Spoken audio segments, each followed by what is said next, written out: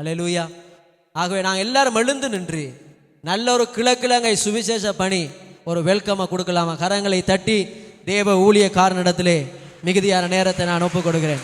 Welcome pass.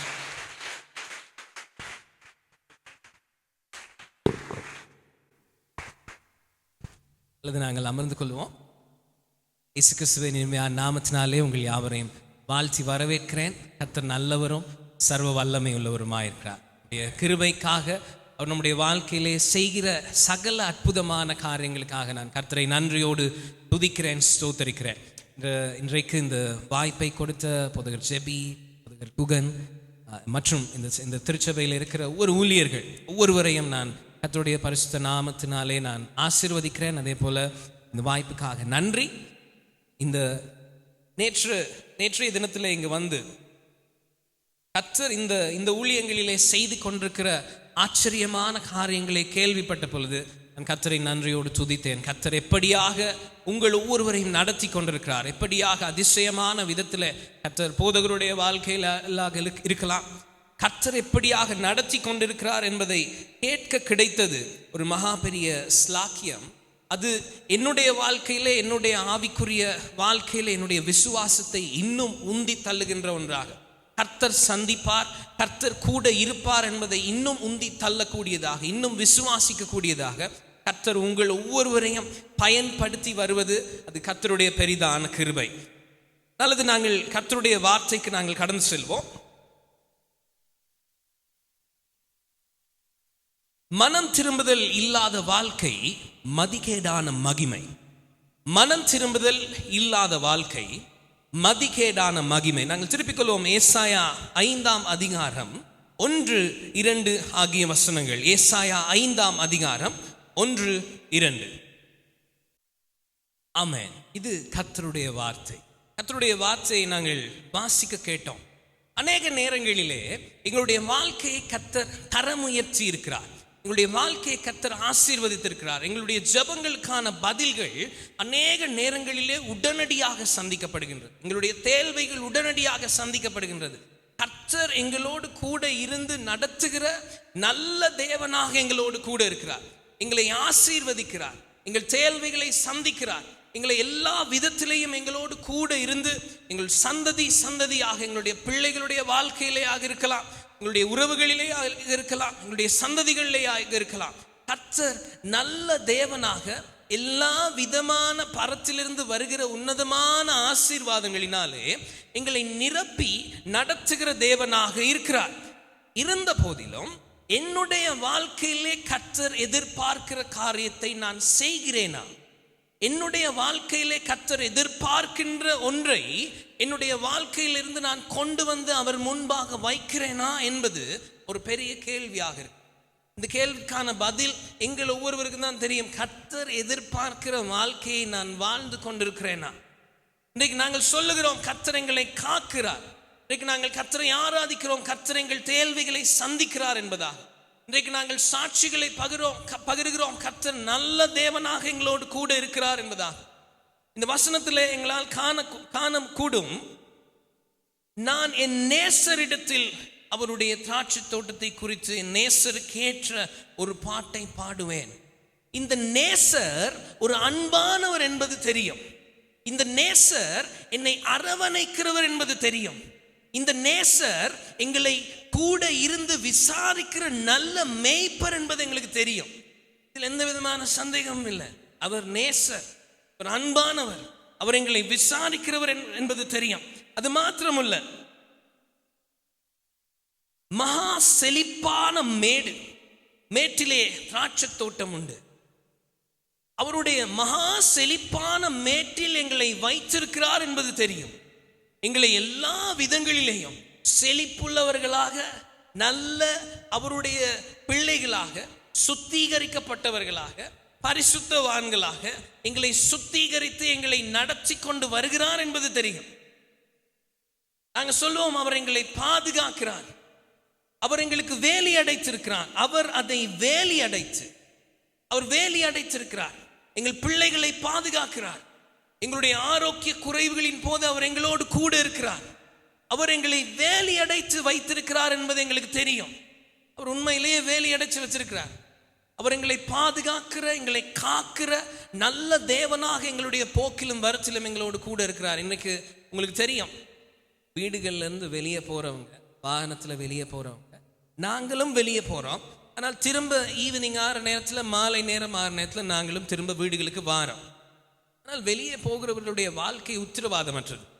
வெளியே போறவங்க எல்லாரும் எல்லா வீடுகள்லையும் வெளியே போறவங்கெல்லாம் உள்ள திரும்ப வாராங்களா அப்படின்னா தெரியாது. பல விதமான நாச மோசங்களினால அவர்கள் அழிந்து போகிறார்கள். வீடுகளிலிருந்து உயிரோடு வெளியே போனவர்கள் சடலங்களாக உள்ளே வருகிறார்கள்.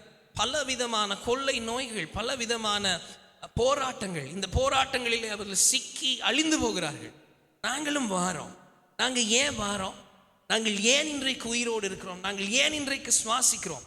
கர்த்தருடைய பெரிதான கிருபை மட்டும்தான். ஆமாவா இல்லையா? கர்த்தருடைய பெரிதான கிருபையினால மாத்திரம்தான் நாங்க திரும்ப வாரோம். ஏன்? அவருடைய வேலி என்னை பாதுகாத்துக்கொள். அவருடைய வேலி என்னை பாதுகாத்து என்னை மறைத்து வைத்திருக்கிறது. அதில் உள்ள கற்களை பொறுக்கி நான் கனி கொடுக்கிற ஒரு வாழ்க்கை வாழ வேண்டும், நான் ஒரு கனி உள்ள ஜீவியம் ஜீவிக்க வேண்டும் என்று கர்த்தர் நான் கனி கொடுக்க தடையாக இருக்க, நான் செழிப்பாக இருக்க தடையாக இருக்கிற காரியங்களை கர்த்தர் அகற்றுகிறார். கொஞ்சம் கொஞ்சமாக இருக்கலாம், அல்லது ஒரேடியாக இருக்கலாம். கர்த்தர் அகற்றி நான் கனி கொடுக்க வேண்டும் என்று எங்களை உருவாக்கி எங்களை நாட்டி வைத்திருக்கிறார். இன்றைக்கு கர்த்தர் எங்களை பாதுகாக்கிறாரா? ஆமா. வேலி அடைத்திருக்கிறாரா? ஆமா. கற்களை பொறுக்கி இருக்கிறாரா? ஆமா. அவர் எங்களை நேசிக்கிற தேவனா? ஆமா. இதெல்லாம் உண்டு. இதெல்லாவற்றையும் செய்கிறார். நான் எப்படியான மாறுதரத்தை செலுத்துகிறேன்? நான் ஒரு கனியுள்ள வாழ்க்கை வாழுகிறேனா? நான் ஒரு கனியுள்ள கனி கொடுக்கிற ஜீவியத்தை கர்த்தருக்கு முன்பாக வாழுகிறேனா? தேவ பிள்ளைகளுக்கு முன்பாக நான் வாழுகிறேனா? நம்ம இன்னைக்கு என்ன சொல்லுவோம்? எங்களுடைய வாழ்க்கையில அநேக நேரங்களில் எங்களுடைய திருச்சபைகளில் சில காரியங்களை கண்டித்து உணர்த்தும் பொழுது சொல்லுவாங்க, நாங்க கீழ்ப்படியாமலா பாஸ்டர் கர்த்தர் எங்களை ஆசீர்வதிச்சிருக்கிறார், நாங்க கீழ்ப்படியாமலா பாஸ்டர் கர்த்தர் எங்களை நாங்கள் வீடு கட்டி இருக்கிறோம், நாங்க கீழ்ப்படியாமலா பாஸ்டர் நாங்கள் வாகனம் வாங்கியிருக்கிறோம், நாங்க கீழ்ப்படியாம கர்த்தருக்காக அர்ப்பணிக்காமலா நாங்கள் இந்த காரியங்கள் எல்லாம் நடந்து கொண்டிருக்கிறது. கர்த்தர் எங்களை ஆசீர்வதித்து கொண்டுதானே இருக்கிறார், கர்த்தர் எங்களை போஷித்து கொண்டுதானே இருக்கிறார். எத்தனையோ பேர் கஷ்டப்பட்டு கொண்டிருக்கிற நேரத்தில் கர்த்தர் எங்களுடைய வாழ்க்கையை உயர்த்தி வைத்திருக்கிறாரே. அப்படின்னா நான் கீழ்ப்படியாமலா இதை செய்கிறார், நான் கர்த்தருக்கு பிரியமில்லாத காரியங்களை செய்து கொண்டிருப்பேனே ஆனால், அவர் ஜீவனுள்ள தேவனாக இருப்பாரே ஆனால், நான் எப்படி இந்த ஆசீர்வாதங்களை பெற்றிருப்பேன்? இது நடக்க வாய்ப்பில்லையே அப்படின்ற ஒரு கேள்வி கேட்பார்கள். ஒரு கேள்வி கேட்கக்கூடும். வசனம் சொல்லுகிறது, என்னுடைய கனியற்ற வாழ்க்கையிலே நான் இந்த வேலி இருக்கும். நான் கசப்பான கனிகளை கொடுத்தேன், நான் கசப்பான கனிகளை கொடுக்க கூடும், ஆனாலும் என்னுடைய வேலி இன்னும் இருக்கிறது. அகற்றப்படுது 6, 7 ஆகிய வசனங்கள். ஆனால் இங்கே இன்னும் வேலி இருக்கு, இன்னும் காக்கப்படுகிறார்கள், இன்னும் காக்கப்படுகிறோம், இன்னும் கற்கள் பொறுக்கப்பட்டிருக்கிறது, இன்னும் நட்குல திராட்சை செடி நாட்டப்பட்டிருக்கிறது, இன்னும் நேசர் நான் கனி கொடுக்க மாட்டேனா என்கிற எதிர்பார்ப்போடு என்னோடு கூட இருக்கிறார். அது மாத்திரமல்ல, அதிலே நட்குல திராட்சை செடிகளை நட்டு அது நடுவில் ஒரு கோபுரத்தை கட்டி, ஒருவேளை இந்த வேலியை தாண்டி ஒரு பிரச்சனை வந்து விடுமோ, ஒருவேளை இந்த வேலியை தாண்டி ஏதாவது வந்து கொள்ளையர்கள் வந்து ஏதாவது நடந்து விடுமோ, ஒரு கோபுரம் வேண்டும். அந்த கோபுரத்தில் இருந்து நான் அவதானித்து பாதுகாக்கப்பட வேண்டும், நாங்கள் அவதானித்து பாதுகாக்கப்பட வேண்டும். என்னுடைய பிள்ளை, நான் நேசிக்கிற என்னுடைய பிள்ளை பாதுகாக்கப்பட வேண்டும். கர்த்தர் நம்மீது நோக்கமாயிருக்கிற நல்ல தேவனாக எங்கள் ஒவ்வொருவரோடும் கூட இருக்கிறார். அவர் எங்களை விசாரிக்கிற நல்ல தேவன். எனக்கான கோபுரம் கட்டப்பட்டிருக்கிறது. இன்றைக்கும் நாங்கள் உயிரோடு இருக்கிறமா இருந்தா, இந்த வேலி இல்லைன்னா நாங்கள் உயிரோடு இல்லை, இந்த கோபுரம் இல்லைன்னா நாங்க உயிரோடு இல்லை.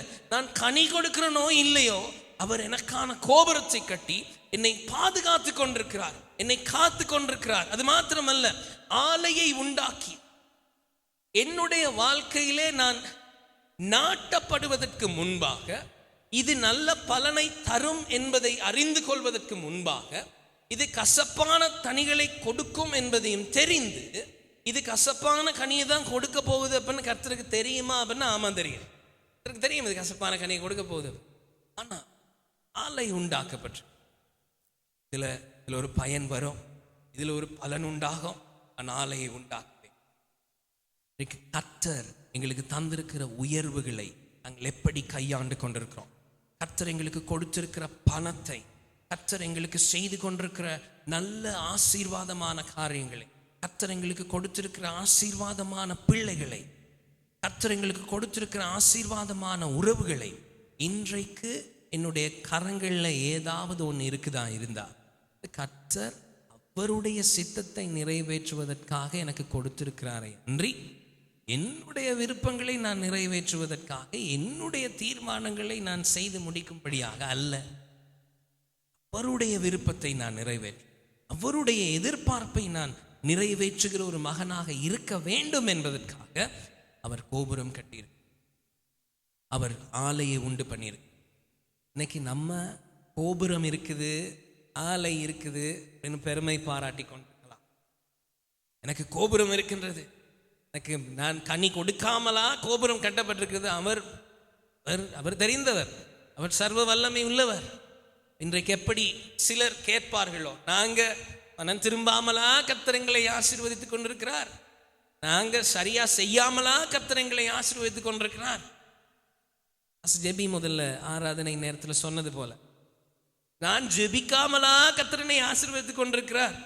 நிறைய நேரங்களில் ஜெபம் இல்லை, நிறைய நேரங்களில் ஜெபிக்கணும் அப்படின்ற ஒரு காரியம் இல்லை. ஏன்னா என்னுடைய வருமானம் இருக்குது, என்னுடைய வருமானம், என்னுடைய மாத முடிவில் என்னுடைய வருமானம் வருகிறது, என்னுடைய தேவைகள் சந்திக்கப்படுகிறது. நான் எதற்காக ஜெபிக்க வேண்டும்? இல்லாத நேரம் கேட்டேன்னா அப்பா தாங்க அப்படின்னு. இப்ப என்னிடத்துல இருக்குது, நான் ஏன் கேட்கணும்? கேட்க வேண்டிய அவசியம் இல்லை. கர்த்தரினுடைய வாழ்க்கையில என்னத்தை எதிர்பார்க்கிறார் என்பதை நான் வேதத்தை வாசித்து அறிந்து கொள்ள வேண்டிய அவசியம் இல்லை. ஏன்னா நான் ஏன் விருப்பத்தை தான் நிறைவேற்றேன், நான் என்னுடைய விருப்பத்தை நிறைவேற்றி கொண்டிருக்கிறேன், என்னுடைய திட்டங்களை நான் வகுத்து வைத்திருக்கிறேன், அதன்படி நான் போய் கொண்டிருக்கிறேன். இவர் என்ன சொல்றார் அப்படின்றது எனக்கு எதுக்கு? எல்லாம் இருந்தும் கர்த்தர் ஆசீர்வதிக்கிறார் தானே பிரதர், எல்லாம் இருந்தும் கர்த்தர் ஆசீர்வதிக்கிறார் தானே பாஸ்டர், எல்லாம் இருந்தும் கோபுரம் இருக்குத்தானே பாஸ்டர், அப்படி எல்லாம் இருந்தும் ஆலை இருக்குத்தானே பாஸ்டர். அசப்பான கனி என்னுடைய வாழ்க்கையிலே நான் நினைத்து கொண்டிருக்கிற மதிகேடான மகிமை கோப்பான். நினைக்கலாம் இதெல்லாம் இருக்குது, எல்லாம் இருக்குது, எல்லா காரியத்திலையும் நான் உயர்த்தப்பட்டிருக்கிறேன். மனம் திரும்புதல் என்னுடைய வாழ்க்கையிலே இல்லையான், அது மதிகேடான மகிமை. நான் நினைச்சிட்டு இருப்பேன் அது மகிமைன்னு, நான் நினைச்சிட்டு இருப்பேன் அது ஆசீர்வாதம்னு, நான் நினைச்சிட்டு இருப்பேன் அது தேவனால் உண்டாகுது அப்படின்னு. இல்லை, தேவனால் உண்டாகவில்லை, தேவன் அதை கொடுக்கவில்லை.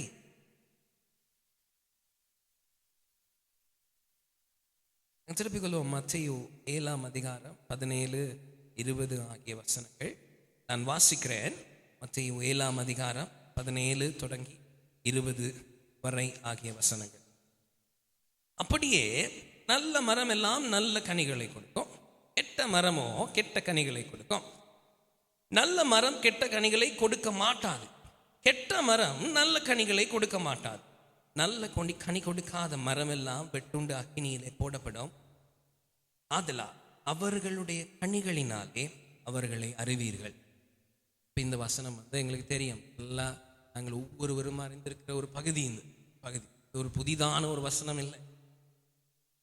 என்னுடைய கனி என்னவாயிருக்கிறது?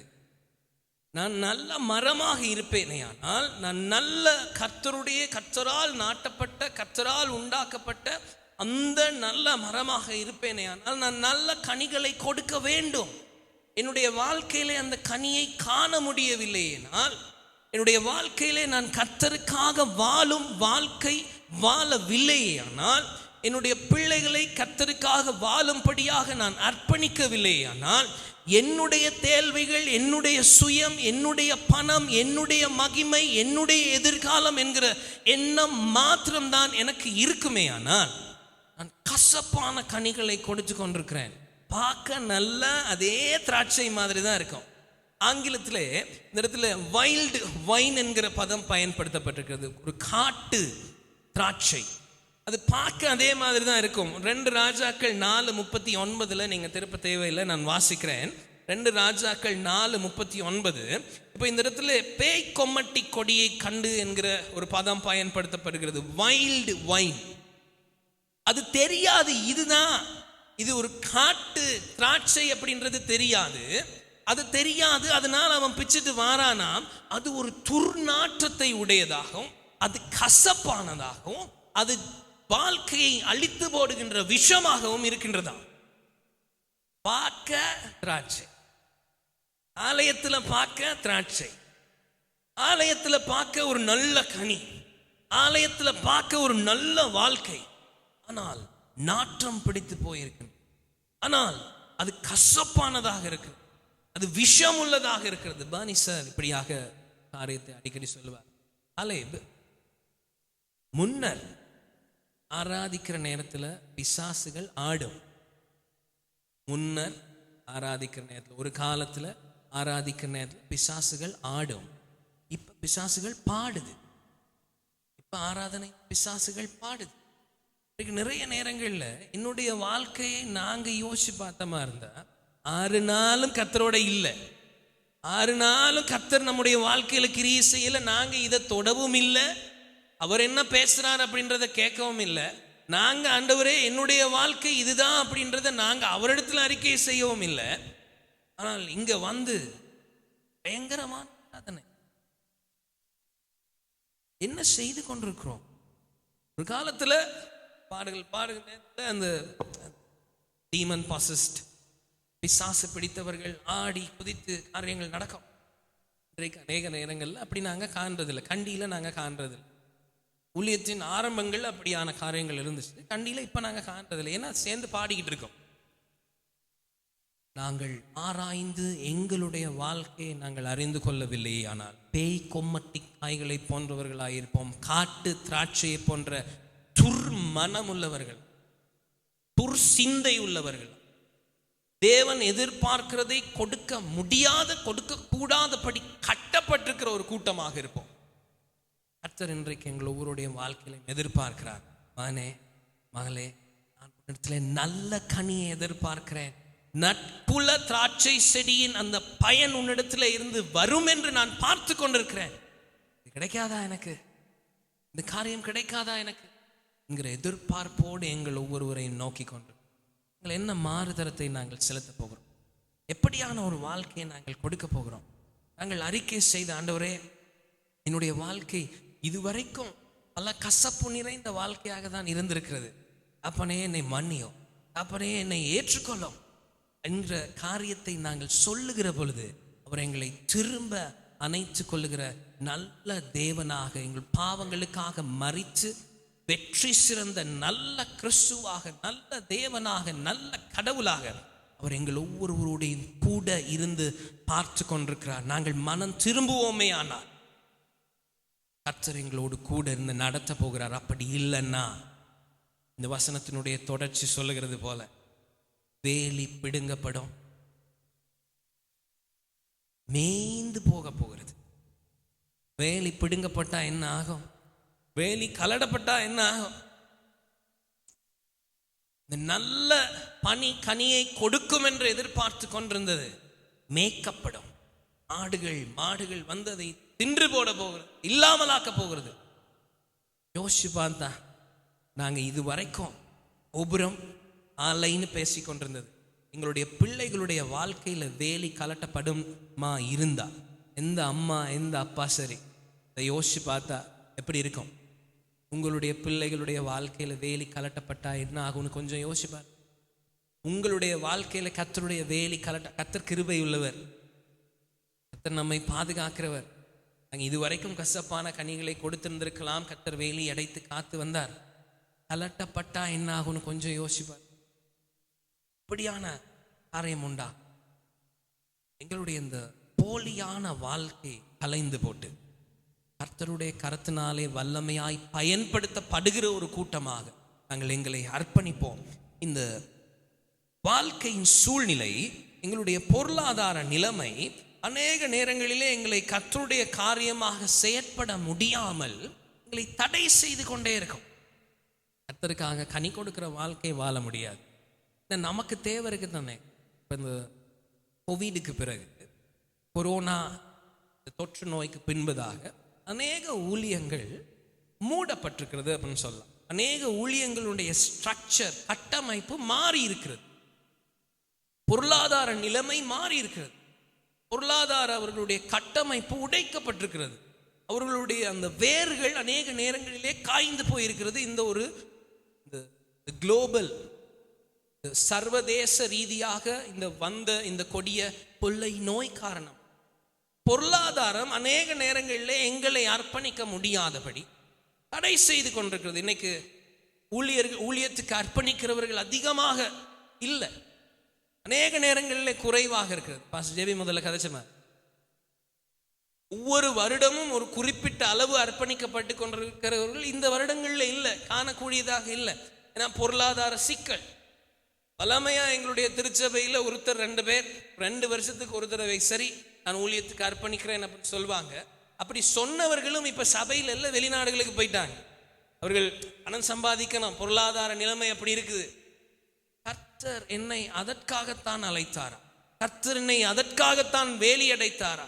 கர்த்தர் என்னை அதற்காக தான் கோபுரம் கட்டினாரா? கர்த்தர் என்னை அதற்காக தான் என்னுடைய வாழ்க்கையிலே ஆலைகளை உண்டு பண்ணினாரா? இல்லை, நானோ என்னுடைய காரியமாக ஓடிக்கொண்டிருக்கிறேன். எப்பொழுது நாங்கள் இவைகளை உணரப்போகிறோம்? எப்பொழுது நாங்கள் கர்த்தருடைய பக்கமாக நாங்கள் திரும்ப போகிறோம்? எப்பொழுது நாங்கள் கர்த்தரை இறுக பற்றி பிடித்து கொண்டு இந்த விசுவாச வாழ்க்கையை, கனியுள்ள வாழ்க்கையை, நல்ல கனி கொடுக்கிற வாழ்க்கையை நாங்கள் எப்பொழுது வாழ போகிறோம்? கர்த்தரிடத்தில் எங்களை ஒப்பு கொடுப்போமே. ஆனால் கர்த்தர் பெரிய காரியங்களை செய்ய வல்ல தேவனாக இருக்கிறார். எங்களுக்கு தெரியும், கிறிஸ்துவுக்கு முன் 458 எஸ்ரா எருசலேம் திரும்புகிறார். எஸ்ராவோடு கூட ஒரு பெரிய கூட்டம் திரும்பி கொண்டிருக்கிறது. இப்போ அந்த கால பகுதியில் எஸ்ரா 8ஆம் அதிகாரம் 15வது வசனம், யாராவது ஒருவர் வாசியுங்கள். எஸ்ரா 8ஆம் அதிகாரம் 15வது வசனம்.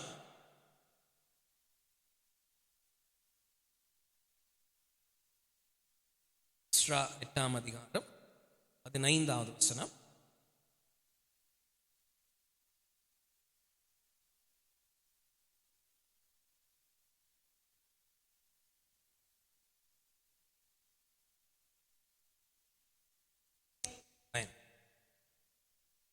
அடிமைத்தனத்தில் இருந்து வெளியே வாரதுக்கு அந்தான்னு இருக்கிறாங்க, வரப்போறாங்க வெளியில. எல்லாம் முடிஞ்சிருச்சு.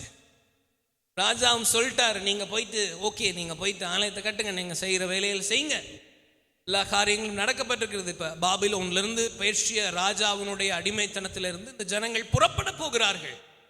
அகாவா நதியண்டையிலே இவர்கள் கூடுகிறார்கள். கூடுகிற நேரத்தில் அந்த வலமையாக கணக்கு பார்ப்பதுண்டு. வலமையாக யார் யார் இந்த இடத்துல இருக்கிறாங்க, யார் யார் இந்த பேட்ச்ல, இந்த வகுப்புல யார் யார் வெளியே போறாங்க அப்படின்றத கணக்கு பார்ப்பது உண்டு.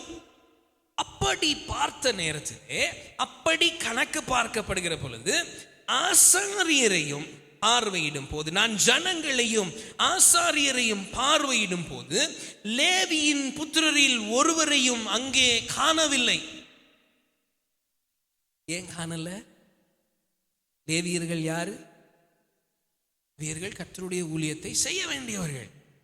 லேவியர்கள் கர்த்தரால் பயன்படுத்தப்படுகிறவர்கள். லேவியர்கள் விசேஷமாக தெரிந்து கொள்ளப்பட்டவர்கள். ஜனங்களுக்கும் அவர்களுக்கும் பங்கு இல்லை, கர்த்தர் தான் அவனுடைய நித்திய பங்குன்னு சொல்லி அழைக்கப்பட்ட ஒரு கூட்டம். இங்க பார்த்தா லேவியனை காணலையா? லேவியன் ஒருத்தனும் அங்க இல்லையா? ஏன் இல்லை? ஏன் அங்க வரல? ஏன் போகணும்ன்ற எண்ணம் இல்லை? ஏன் எருசலேமுக்கு திரும்பணும்ன்ற எண்ணம் இல்லை? பாபிலோனிய அடிமைத்தனம், பாபிலோனிய ஐஸ்வர்யம், பாபிலோனிய கல்வி, பாபிலோனிய பொருளாதாரம், பாபிலோனிய மருத்துவம், பாபிலோனிய உயர்வு அவர்களை வெளியே போக முடியாமல் அவர்களை இறுக பற்றி பிடித்துக் கொண்டது. யார்? லேவியர்கள். தேவனால் விசேஷித்த ஆசீர்வாதத்தை உடைய கூட்டம். தேவனால் விசேஷ விதமாக பயன்படுத்தப்பட்ட, தேவனால் விசுவாச வாழ்க்கை வாழ வேண்டும் என்று முன் குறித்து தெரிந்து கொள்ளப்பட்ட கூட்டம். அவனை காணோம். அவன் போய் அங்கு பாபிலோன்ல யாருக்கோ எதையோ செய்து கொண்டிருந்திருப்பார். இந்த ராஜாவோட நாங்க இருந்தா பிள்ளைகள் நல்லா படிப்பாங்க தானே, எங்களுடைய தேவைகள் சந்திக்கப்படும் தானே, கல்வி நல்லா இருக்கும் தானே, பொருளாதாரம் நல்லா இருக்கும் தானே. அங்க போயிட்டு திரும்ப எல்லாத்தையும் கட்டி ஒண்ணும் இல்லாத இடத்துல இருந்து ஒண்ணும் இல்லாம தொடங்குறது என்னத்துக்கு? அது எதுக்கு அந்த வாழ்க்கை? எதுக்கு திரும்ப நாங்க போயிட்டு கர்த்தர் தான் தெய்வமா, அவரை நாங்க திரும்ப போயிட்டு அவருக்கு ஒரு ஆலயத்தை கட்டி திரும்ப அவரை நமஸ்கரித்து எதுக்கு? அதெல்லாம் இங்கே இருப்போம். இங்க விக்கிரகங்கள், விக்கிரக தோப்புகள் இருக்கிறது பிரச்சனை இல்லை, இங்க இருப்போம் பிரச்சனை இல்லை. அங்க போகலனாலும் அதை செய்யலனாலும் நாங்க விசுவாசத்தை விட போறதுல தானே, நாங்கள் ஏதியர்கள் தானே. நாங்க ஜெபிக்காட்டி என்ன, நாங்க வேதம் வாசிக்காட்டி என்ன, நாங்க பிறப்பால் கிறிஸ்தவர்கள் தானே. என்னுடைய பெயர் கிறிஸ்தவ பெயர் தானே, என்னுடைய பிள்ளைகள் கிறிஸ்தவர்கள் தானே. நான் அங்க போகலன்னா என்ன, நான் ஆலயத்தை கட்ட உதவி செய்யலன்னா என்ன, நான் சபையினுடைய தேவைகளை சந்திக்க முன்வரலன்னா என்ன ஆகிற போகுது? நான் ஆவிக்குரிய வளர்ச்சியை, எருசலேமின் ஆவிக்குரிய வளர்ச்சியை சிந்திக்கலன்னா என்ன ஆகிற போகுது? நாங்க இங்க இருப்போம், நாங்க குடும்பமா இங்க சந்தோஷமா வாழுவோம், இங்க காணிகள் இருக்குது, இங்க நல்ல ஒரு வாழ்க்கை இருக்குது, நல்ல செழிப்பான வாழ்க்கை இருக்குது, நாங்க இங்க இருப்போம், இங்க வாழுவோம். எதற்காக அங்க போக? இன்றைக்கு நாங்களும் நானும் நீங்களும் அவருடைய ஆச்சரியமான ஒளியினிடத்தில் அழைக்கப்பட்ட ஆசாரிய கூட்டமாயிருக்கிறோம். ஆமென். நாங்க அவருடைய ஆச்சரியமான ஒளியினிடத்தில் அழைக்கப்பட்ட, அந்தகாரத்திலிருந்து அழைக்கப்பட்ட ஒரு ஆசீர்வாதமான உன்னதமான கூட்டமாக இருக்கிறோம். நாங்களும் என்ன சொல்றோம்? நான் வரல, நான் இங்க இருக்கிறேன், என்னுடைய கல்வி முக்கியம் தானே, என்னுடைய தொழில், என்னுடைய வருமானம், என்னுடைய வேலைகள் முக்கியம் தானே. உபவாச கூட்டம் நீங்க இருப்பீங்க தானே. 2-3 பேர், 2-3 பேர் இருந்து தாங்கட்டும், 2-3 பேர் இருந்து ஜெபிக்கட்டும், 2-3 பேர் இருந்து அதெல்லாம் செஞ்சுக்கிட்டு நான் எல்லாத்துக்கு அதுக்கெல்லாம் போய்கிட்டு நாங்க விசுவாசத்தை விடலையே. எங்க பேரை மாத்தினமா, அப்படியே கிறிஸ்தவ பேரை மாத்தினோம், நாங்க சர்ச்சுக்கு வரதை நிப்பாட்டணுமா, நாங்க இப்படிதானே, நாங்க அது ஒன்றும் பிரச்சனை இல்லையே. நீங்க ஜெபிங்க, நீங்க செய்யுங்க, நீங்க போங்க. இஸ்ரா பிரதர், நீங்க போங்க, நீங்க போயிட்டு நீங்க ஊழியங்களை செய்யுங்க, நீங்க அழைக்கப்பட்ட ஆள், நீங்க பயங்கரமான ஆள் தானே, நீங்க போய் செய்யுங்க. நாங்க அப்படி ஷேப்பா இருக்கிறோம், அப்படி நார்மலா வந்து போறோம். நாங்க அடிக்கடி விசிட் பண்றோம் உங்களை, நீங்க கட்டி முடிங்க, நாங்க நீங்க எப்படி செஞ்சிருக்கிறீங்கன்னு பாக்குறோம். சர்ச்சில் எதுவும் வேலை இருக்குதா, நீங்க செய்யுங்க. நாங்க ஞாயிற்றுக்கிழமை வந்து பாக்குறோம், என்ன வேலை நடந்திருக்கு, இந்த கிழமை என்ன வேலை நடந்திருக்கு நாங்க பாக்குறோம். பொதுவா இன்றைக்கு இங்க எப்படின்னு எனக்கு தெரியாது, எங்களுடைய திருச்சபைகள் அப்படிதான், கண்டியில அப்படிதான். நீங்க செய்யுங்க பாஸ்டர், நாங்க விசிட் பண்றோம், நாங்க ஞாயிற்றுக்கிழமைக்கு வந்து விசிட் பண்றோம், நீங்க எவ்வளவு வேலை செஞ்சிருக்கீங்க அப்படின்றத நாங்க பார்த்துட்டு போறோம் பாஸ். இன்றைக்கு நான் எங்கே இருக்கிறேன்? பாபிலோனிய அடிமைத்தனங்கள், பாபிலோனின் ஆசீர்வாதங்கள். இப்ப இந்த ஆசீர்வாதம் என்ற பதத்தை நாங்க சரியா விளங்கி கொள்ளணும். சோ கால்டு பிளெஸிங், ஆசீர்வாதம் என்று நினைத்து நான் நம்பிக்கொண்டிருக்கிற ஆசீர்வாதம், அது ஆசீர்வாதம் இல்லை, அது ஆசீர்வாதம் இல்லை. பரத்திலிருந்து உன்னதமான ஆசீர்வாதம் வருகிற உன்னதமான ஆசீர்வாதம், அது பிதாவினால் வருகிற ஆசீர்வாதம், அது வேற. நான் நினைச்சிட்டு இருக்கிற ஆசீர்வாதம், நான் நினைச்சிட்டு இருக்கிற என்னுடைய கல்வி எனும் ஆசீர்வாதம், நான் நினைச்சிட்டு இருக்கிற என்னுடைய பொருளாதாரம் எனும் ஆசீர்வாதம், இது உண்மையிலேயே ஆசீர்வாதமா அப்படின்னா இல்லை. அணி இல்லைன்னா அது ஆசீர்வாதம் இல்லை. எப்பொழுது நாங்கள் மனம் திரும்ப போகிறோம்? எப்பொழுது தேவனண்டை சேர போகிறோம்? பிசாசு எங்களை எப்படி மரணத்துக்குள்ளாக வழி நடத்துவான்? பிசாசு எங்களை எப்படி மரணத்துக்கு எங்களை கொண்டு போவான் அப்படின்னா, என்னுடைய வாழ்க்கையை எனக்கேற்ற விதமாக வாழ அனுமதிப்பதன் ஊடாக. என் கூட இருக்கீங்களா? சொல்ற விஷயம் இல்லைங்களா? எப்படி பிசாசு என்னை மரணத்துக்கு வழி நடத்துவான்? என்னை எனக்கேற்ற விதத்தில் வாழும்படியாக நீ நீ நீ போ, நீ உனக்கு விருப்பமான மாதிரி வாழு, நீ உன்னுடைய இப்போ இன்னைக்கு அடிக்கடி சொல்லுவாங்க, இன்னைக்கு பொதுவாக இந்த கல்ச்சரில் இந்த கலாச்சாரத்தில் சொல்லுகிற ஒரு காரியம், follow your heart.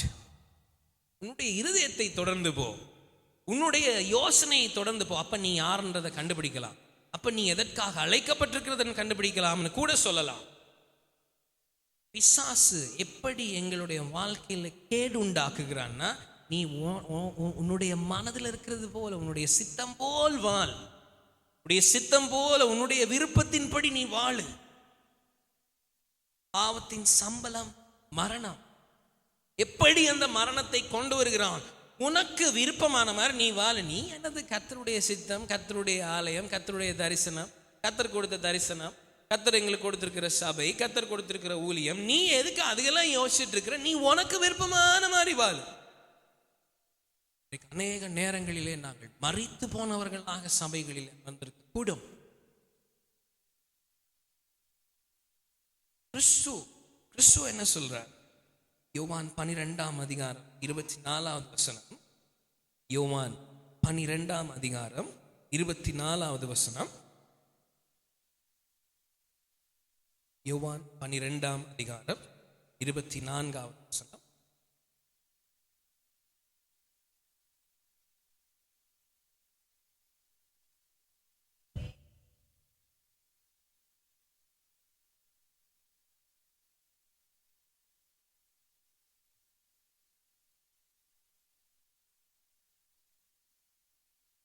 மெய்யாகவே மெய்யாகவே நான் உங்களுக்கு சொல்லுகிறேன், கோதுமை மணியானது நிலத்தில் விழுந்து சாகாவிட்டால் தனித்திருக்கும், செத்ததே ஆகில் மிகுந்த பலனை கொடுக்கும்.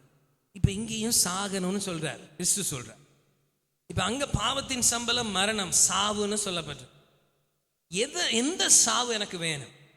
எந்த சாவு என்னை நடத்த போகிறது? பிசாசு எப்படி அந்த மரணத்தை கொண்டு வருகிறான்? உன்னுடைய வாழ்க்கையை உன்னுடைய சித்தம் போல் நீ வாழ், உன்னுடைய வாழ்க்கையை உனக்கு விருப்பமான மாதிரி வாழு அப்படின்னு சொல்லி பிசாசு அந்த மரணத்தை கொண்டு வருகிறான். கிறிஸ்து சொல்றார், நம்முடைய இரட்சகரும் மீட்பரும் ஆகிய நமக்காக மரித்து உயிர்த்த தேவன் சொல்லுகிறார், நீ கோதுமை மணியானது நிலத்தில் விழுந்து சாகாவிட்டால் தனித்திருக்கும், செத்ததே யாகில் மிகுந்த பலனை கொடுக்கும். நாங்க இன்னைக்கு அநேக நேரங்களில் நாங்க எங்களை சாக கொடுக்கவில்லை. உங்களுக்கு தெரியும், இந்த மணிகள், இந்த கோதுமை மணிகள், அது விழுந்து சாகணும், அது செத்தாதான் அது முளைக்கும். அது சாகலைன்னா அது முளைக்க போறது இல்லை. நம்ம ஏதோ ஒரு கட்டத்திலே கிறிஸ்துவை அறிந்து கிறிஸ்துவை ஏற்றுக்கொண்டு திருச்சபைக்குள்ளே வந்திருப்போம். ஆவிக்குரிய ரீதியிலே நம்முடைய போதகர்கள் நம்மை நடத்தி இருப்பார்கள். ஆனா நான் என்ன சாக விட மாட்டேன். என்னுடைய பழைய வாழ்க்கை அதை எப்படி சாக கொடுக்கிறது? என்னுடைய பழைய காரியங்கள் அதை எப்படி விட்டு கொடுக்கிறது? நான் இதுவரைக்கும் யோசித்து வச்சு வந்த விதங்கள் எப்படி மாத்துறது? அதெல்லாம் செய்ய முடியாது, அதெல்லாம் முடியாது. நான் இப்படியே இருப்பேன். பலன் உண்டாகுமா? கனி உண்டாகுமா? இன்றைக்காவது அதுல ஒரு நல்ல அறுவடையை காண முடியுமா? இல்ல. ஏன் சாகல? பழைய வாழ்க்கை சாகல, பழைய வாழ்க்கை ஒளிந்து போகல. பழைய வாழ்க்கை ஒளிந்து போகாமல் என்னால் கனி கொடுக்கிற ஜீவியம் ஜீவிக்க முடியாது. நான் தனித்து விடப்பட்ட ஒரு மனுஷனாக இருப்பேன். நான் செத்தேனே ஆனால் என்னுடைய பழைய வாழ்க்கையை நான் கிறிஸ்துவோடு கூட சாக கொடுப்பேனே ஆனால் நான் நீதிக்கென்று உயிர்த்திருக்க போகிறேன், நான் நீதிக்கென்று ஜீவிக்க போகிறேன். என்னுடைய பாவத்துக்கு நான் மரித்து அவருடைய நீதிக்கென்று நான் உயிர்த்திருக்க போகிறேன். அப்பொழுது நான் மிகுந்த பலனை கொடுப்பேன். அப்பொழுது என்னுடைய வேலை இருக்கும். அப்பொழுது என்னுடைய ஆலைகள் அது உண்மையிலேயே வேலை செய்யும். அப்பொழுது என்னுடைய கோபுரம் அது அதன் வேலைகளை செய்யும். அப்பொழுது எனக்காக கற்கள் அகற்றப்பட்ட வாழ்க்கையிலே உண்மையிலேயே பலன் உண்டாகும். அப்பொழுது எனக்காக நாட்டப்பட்ட அந்த நற்குல திராட்சை செடி உண்மையிலேயே கனி கொடுக்கிற வாழ்க்கையாக இருக்கும். அப்படி இல்லைன்னா நான் தனிச்சிருக்கேன். நான் தனிய வந்து போகிற ஒரு மனுஷன், வந்து போய் கொண்டிருக்கிறேன். இங்க உள்ள வரும் பொழுது ஒரு வாழ்க்கை, வெளியே போகிற பொழுது ஒரு வாழ்க்கை. அந்த ஒரு நாள் குறிப்பிட்ட சில மணித்தியாலங்கள், 2-3 மணித்தியாலம் ஒரு வாழ்க்கை. வெளியே போகிற நேரத்தில் மற்ற 6 நாளும் அந்த 3 மணித்தியாலம் தவிர மீதி மணித்தியாலம் பூராகவும் என்னுடைய விருப்பம், என்னுடைய சுயசித், என்னுடைய சிந்தை, என்னுடைய தச்சித்தம் ஒரு மரித்த வாழ்க்கை, பிசாசு கொண்டு வந்த மரணத்துக்குள் மரித்த ஒரு வாழ்க்கை வாழ்ந்து கொண்டிருக்கோம். ஒரு விஷயம் நாங்கள் கர்த்தரிடத்துல சொல்லுவோம், ஆண்டவரே என்னுடைய வாழ்க்கைக்குள்ள வாரும், நான் இந்த போலியான வாழ்க்கையை வாழுவதை நிறுத்தி நான் உம்மண்டை கிட்டி சேர்ந்து என்னால் விட முடியாத இந்த பழைய காரியங்களை, என்னால் விட முடியாத இந்த பழைய அசுத்தங்களை, என்னால் விட முடியாத இந்த பழைய கொடிய காரியங்களை விட்டுவிட எனக்கு உதவி செய்யும், எனக்கு அந்த பலனை தாரும், நான் மறிக்க என்னை கொடுக்கிறேன் என்று சொல்லுவோமே. ஆனால் தேவன் பெரிய காரியங்கள் எங்களுடைய வாழ்க்கையிலே செய்ய போகிறார். அப்பொழுது நாங்கள் நினையாத, எங்களுக்கு எட்டாத மகத்துவமான பெரிய காரியங்கள்னால அவர் எங்களை உயர்த்தி நடத்த போகிறார். நான் ஒரு சிறிய காரியத்தை சொல்லி முடிக்கிறேன். 2016 ஆண்டு உங்களுக்கு தெரியும், பிஎம்வி நிறுவனம், BMW அப்படின்னு சொல்லுவாங்க, இந்த கார் கம்பெனி, அவர்களுடைய 100வது வருட பூர்த்தியை கொண்டாடினார்கள். 100வது வருஷ பூர்த்தியை அவங்க கொண்டாடுறாங்க. அப்போ அவர்களுக்கு ஒரு விளம்பரம் தேவைப்பட்டது. நாங்கள் எப்படி இந்த விளம்பரத்தை, நாங்கள் எப்படி இந்த 100வது வருஷத்தை நாங்கள் ஒரு நல்ல வெற்றிகரமான வருடமாக கொண்டாட போகிறோம் அப்படின்னு சில திட்டங்கள் தீட்டினாங்க. அந்த திட்டம் தீட்டுற நேரத்தில் அவர்களுடைய ஒரு ஆலோசகர் அவரிடத்துல சொன்னாராம், இந்த டோல் ஃபீஸ் உங்களுக்கு தெரியும் தானே, ஹைவேல போகிற நேரத்தில், அதிவேக நெடுஞ்சாலைக்குள்ளே போகிற நேரத்தில் நாங்கள் ஒரு டிக்கெட் எடுப்போம், அந்த டோல் ஃபீ அப்படின்னு சொல்லுவாங்க. அப்போ அந்த டோல் ஃபீ மிகவும் அதிகமாக இருக்குது, முக்கியமாக ரஷ்யாலையும் இந்தியாலையும். அப்போ இந்த டோல் ஃபீ ரொம்ப அதிகமாக இருக்கிறது. அதனால நாங்கள் என்ன செய்வோம், BMW காசுக்கு, BMW காசுக்கு மட்டும் டோல் ஃபீயை இல்லாமாக்கிடுவோம். ரஷ்யாவுக்கு நாங்கள் அந்த காசை கொடுத்துருவோம். அப்போ ரஷ்யன் வெஹிக்கிள், ரஷ்யாவில் இப்போ நான் தான் அந்த BMW நான் ஓட்டி கொண்டு வரேன். அப்போ எனக்கு டோல் ஃபீ கட்ட வேண்டிய அவசியம் இல்லை, நான் அப்படி நேராக போயிடுவேன், என்ன அவன் நிப்பாட்ட போகிறதில்லை, என்னுடைய லோகோ ஸ்கேன் பண்ணப்பட்டோம், அப்போ நான் நேரடியாக நான் போயிடுவேன். அதே மாதிரி பார்க்கிங், ரஷ்யாவில் பார்க்கிங், நாங்கள் எங்களுடைய வாகனத்தை நிறுத்துவதற்கு பெரிய தொகை பணம் செலுத்த வேண்டும். அப்போ இந்த BMW இந்த 100வது வருஷத்தில் அவங்க என்ன சொன்னாங்க, parking slot free, tollgate free, நீங்கள் சும்மா போயிடலாம் டோலில், நீங்கள் எங்கேனாலும் பார்க் பண்ணலாம், உங்களுக்கு காசு இல்லை, கட்ட வேண்டிய அவசியமே இல்லை. இப்போ இது ஒரு பெரிய சந்தோஷம், இந்த BMW ஓனர்ஸுக்கு பெரிய ஒரு சந்தோஷம், ஒரு நல்ல ஒரு இனிஷியேட்டிவ், நல்ல ஒரு காரியத்தை அவங்க செய்தாங்க, ஒரு சந்தோஷமான ஒரு காரியம். BMW ஓடுகிற ஒவ்வொருத்தருக்கும் அந்த ஒரு பெரிய சந்தோஷம் உண்டாகி இருக்கும். இது இல்ல விஷயம், இன்னொண்ட செஞ்சான் BMW, என்ன தெரியுமா, நீங்க பென்ஸ் ஓடுங்க பரவாயில்ல, நீங்க டொயோட்டா கார் வச்சிருங்க பரவாயில்ல, நீங்க நிசான் கார் வச்சிருங்க பரவாயில்ல, நீங்க ரோல்ஸ் ராய்ஸ் வச்சிருங்க பரவாயில்ல, நாங்க BMW லோகோன்னு எங்களுடைய எக்ஸ் தளத்தில் அல்லது எங்களுடைய ஃபேஸ்புக்கில் நாங்கள் ரிலீஸ் பண்ணுவோம். அதை எடுத்து அந்த ஸ்டிக்கரை உங்களுடைய பென்ஸுக்கு மேலே நீங்கள் ஒட்டுனீங்களா இருந்தா உங்களுக்கும் ஃப்ரீ. என் கூட இருக்கிறீங்களா? நான் சொன்ன விஷயம் இல்லைங்க. நீங்க பென்ஸ் வச்சிருங்க பரவாயில்லை, நீங்க BMW லோகோவை ஒட்டிக்கிறீங்க, அப்போ உங்களுக்கும் ஃப்ரீ. நீங்க டொயோட்டா வாகனம் பாவீங்க, நீங்க BMW லோகோ ஒட்டிக்கிறீங்க, அப்போ உங்களுக்கும் ஃப்ரீ. நான் என்ன சொல்ல வரேன், பிசாசு இன்றைக்கு சில இலவச ஆசீர்வாதம்ன்ற போர்வையில சில காரியங்களை கொடுத்து, நீ கிறிஸ்தவனா இரு, நீ நல்ல ஒரு கிறிஸ்தவ வாழ்க்கை வாழுவதை போல இரு, ஏன் லோகோவை ஒட்டிக்க வெளியே வரும்போது, என்னுடைய லோகோவை ஒட்டிக்க நீ வெளியே வரும்போது, அப்போ உனக்கு ஃப்ரீ, அப்போ உனக்கு டோல் ஃப்ரீ, அப்போ உனக்கு பார்க்கிங் ஃப்ரீ. பிசாசு இன்றைக்கு இந்த தந்திரத்தை சபைகளிலே விதைத்து அவன் சபைகளை மோசம் போக்கி கொண்டிருக்க. நாங்களும் ஐயோ கர்த்தருடைய ஆசீர்வாதம் இல்லாம இப்படி சும்மா யாராவது கொடுப்பாங்களா பாஸ்டர், சும்மா போங்க பாஸ்டர், இது கர்த்தருடைய ஆசீர்வாதம் பாஸ்டர், நமக்கு ஃப்ரீயா கொடுக்குறானே, இது ஆசீர்வாதமே, இப்படி பார்க்கிங் ஸ்லாட் ஃப்ரீயே, இது ஆசீர்வாதமே, கர்த்தரால் வராம வருமா? பிசாசு நீ நினைத்த வாழ்க்கையை வாழ அனுமதித்து உன்னை கொடிய மரண பள்ளத்தாக்குள்ளே கொண்டு போய் நாங்கள் மனம் திரும்ப வேண்டும். நாங்கள் எங்களை ஒப்பு கொடுக்க வேண்டும். இந்த நிலை மாற வேண்டும். நாங்கள் ஒரு நாங்கள் எல்லாருமாக நாங்கள் எழுந்திருப்போம். நாங்கள் எல்லாருமாக எழுந்திருந்து நாங்கள் கர்த்தருடைய கரத்திலே நாங்கள் எங்களை ஒப்பு கொடுக்க போகிறோம். பாபிலோனிய அடிமைத்தனம், கனியற்ற வாழ்க்கை, கசப்பான கனியை கொடுக்கின்ற வாழ்க்கை, உறவுகள் முறிக்கப்பட்ட வாழ்க்கை, ஒருவரை ஒருவர் ஏற்றுக்கொள்ள முடியாத வாழ்க்கை, ஒருவருக்கொருவர் நன்மை உண்டாக்கப்படாத வாழ்க்கை, ஒருவருக்கொருவர் பிரச்சனைகளை கொண்டு வருகிற வாழ்க்கை, ஒருவருடைய வாழ்க்கையிலே ஒருவரை ஒருவர் ஏற்றுக்கொள்ள முடியாமல் அவர்களை தூரமாக்குகிற வாழ்க்கை எப்பொழுது எங்களை விட்டு அகன்று போக போகிறது? எப்பொழுது எங்களுடைய வாழ்க்கை சரி செய்யப்பட போகிறது? எப்பொழுது நாங்கள் எங்களை அர்ப்பணிக்க போகிறோம் கடவுளுக்காக? எப்பொழுது நாங்கள் எங்களை கிறிஸ்துவுக்காக அர்ப்பணிக்க போகிறோம்? எப்பொழுது கிறிஸ்துவை இறுக பற்றி நாங்கள் ஒரு வாழ்க்கை வாழ போகிறோம்?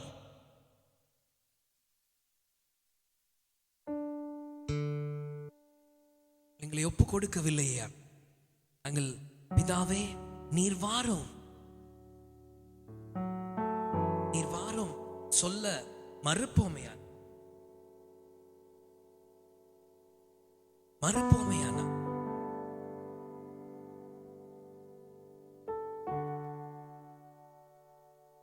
என்னுடைய நான் என்கிற அந்த வாழ்க்கை உயிரோடு இருக்கும். என்னுடைய மாம்சம் உயிரோடு இருக்கும். ஆனால் என் ஆத்மா அழிந்து போகும்.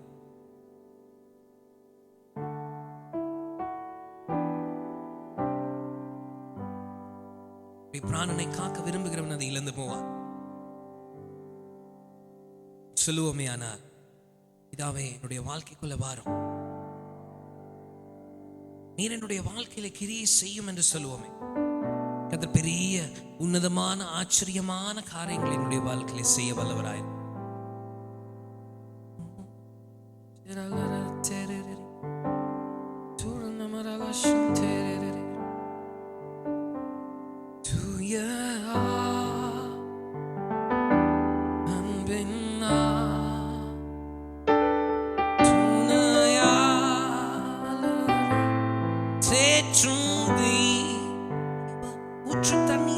ஊற்று தண்ணீர் உள்ளம் ஏங்குதையா.